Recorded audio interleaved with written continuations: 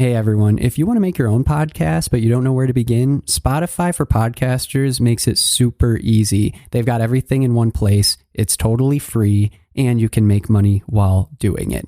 Here's how it works. Spotify for Podcasters lets you record and edit podcasts right from your phone or computer, so no matter what your setup is like, you can start doing it today. Then you can distribute your podcast to Spotify and pretty much everywhere else podcasts are heard. Video podcasts are also supported, and you can even conduct polls and Q&As. With Spotify for Podcasters, you can earn money in a variety of ways, including ads and podcast subscriptions. And best of all, the platform is totally free. No catch, totally free. When I wanted to start my own podcast, I did not know where to begin, and I didn't think it was even possible. And Spotify for Podcasters made it happen. They made it easy, they made it quick, and I am doing something that I love. What more can I ask for? So if you're interested in starting your own show, you can do it, and I highly recommend you give this a try. Download the Spotify for Podcasters app or go to www.spotify.com/podcasters to get started.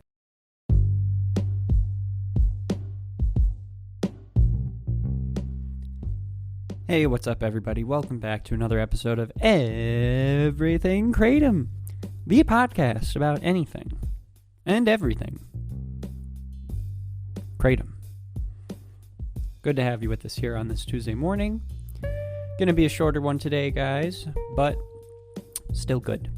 I thought that we would look a little bit at what the World Health Organization will be looking at, other than Kratom, at this meeting in October, because they have a few chemicals on the chopping block here. You might remember from yesterday's episode that I've kind of gone through the process and discovered that there are two stages of review. The World Health Organization has the pre-review with Kratom, but really at the end of that they're deciding if it should be under critical review, which is where the action happens. So what's under critical review? And then what's the one substance other than Kratom that's on pre-review as well? So let's see. Well, on the chopping block this October for the World Health Organization, there are 5 or 6 substances that are going to the critical review stage. The critical review. All right, so there's a synthetic cannabinoid called 4F-MDMB BICA. So that's 4F-MDMB BICA. That is an appealing name if I've ever heard one. So that's a synthetic cannabinoid. And I couldn't find too much information about it other than kids are smoking it and it's freaking people out. That freaks me out too. Okay, the next one, synthetic opioids. This scares the crap out of me. Synthetic opioids. Opioids themselves scare the crap out of me. Okay, brorphine is a piperidine-based opioid analgesic compound. That's a mouthful. Brorphine was originally discovered in a 2018 paper investigating functionally biased opioid compounds with the intention of finding safer analgesics that produce less respiratory depression than typical opioids. So, that's a bit interesting. So it's meant to be an opioid that causes less respiratory depression than typical opioids. Sounds kind of like Kratom, except maybe not as safe. Okay, what's next here? Metanidazine. I feel like the harder it is to say a chemical, the less likely it is you should take it. That's just my rule of thumb, I think. But metanidazine. Okay, metanidazine is an analgesic drug which was first reported in 1957 and has been shown to have approximately 100 times the potency of morphine, yikes, by central routes of administration. But if used orally, it has been shown to have approximately 10 times the potency of morphine. Oh, good. Now I'm feeling much better. So those two are the synthetic opioids. Then moving on to two stimulants. There's benzalone, which I couldn't find much information about, benzalone. And then there's eutalone. Eutalone is a stimulant compound developed in the 60s, which has been reported as a novel designer drug, becoming widespread internationally in 2019 to 2020, following bans on the related compound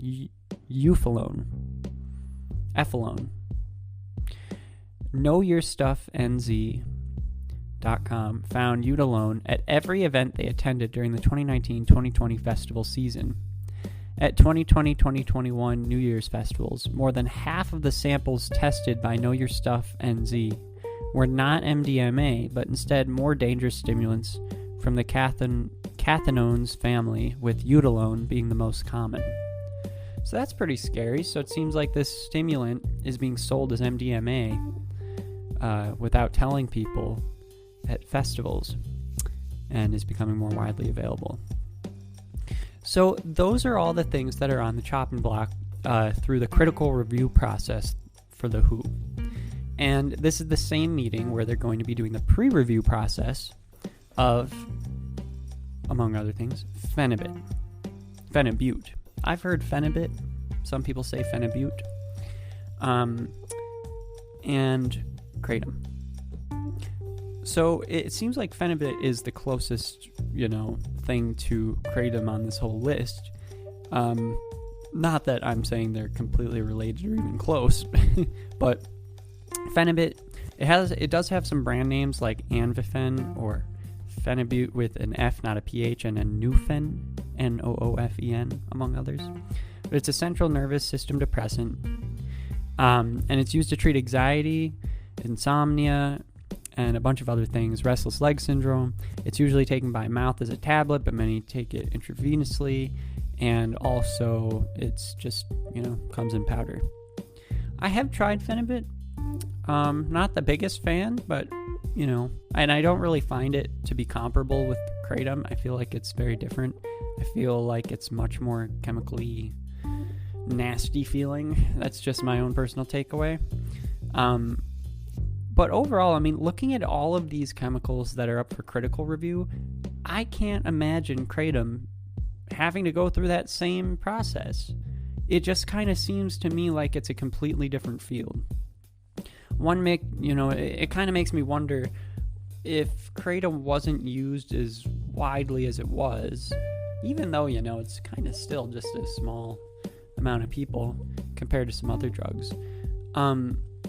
Maybe if it wasn't as widespread as it is, then it wouldn't even be, getting the attention of the FDA. But considering it's helping people with nearly everything on Earth under the sun, that's call for concern for any sort of pharmaceutical industry or company or anybody involved in that world. So I guess it makes sense. So that's what's going to the WHO. And sorry this wasn't a super, super interesting episode, you guys. I've got to get back to work.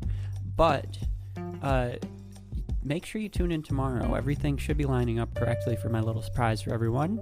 And just want you all to know, this is something that will benefit you. That's right. My listeners, you will be benefited by this show. So stay tuned. In the meantime, have a great day, and I will talk to you all later. Bye-bye.